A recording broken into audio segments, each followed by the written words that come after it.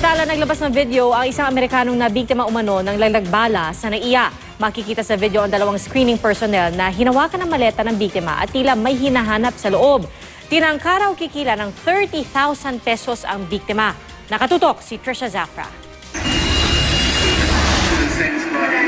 Kuha ito sa kamerang hawak ni Eloisa Zuleta, stepmother ng Amerikanong biktima raw ng laglagbala sa NAIA Terminal 4 na si Lane Michael White, 20 anyos. Makikita ang bagahe ni White na kadaraan lang sa X-ray noong September 17. Binitbit ito ng screening officer na si Marvin Garcia at dinala malapit sa dulo ng X-ray machine. Maya-maya, binuksan ng kasamahan niyang si Maria Elma Sena ang zipper ng bag. Tinulungan siya ni Garcia. Tila may hinahanap sila sa loob. Inilabas din nila ang mga laman at inilagay sa asul na tray. Binuhat ni Garcia ang bagahe at ibinalik sa X-ray.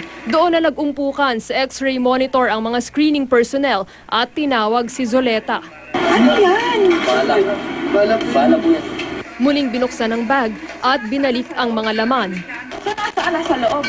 Hindi sumagot ang airport security pero ipinakita niya ang kanyang palad sa may hawak ng camera. Hindi kita sa camera ang nasa palad pero sabi ng abogado ni White, bala ito ng baril. Itinuro pa ng airport security kung saan ito nakuha.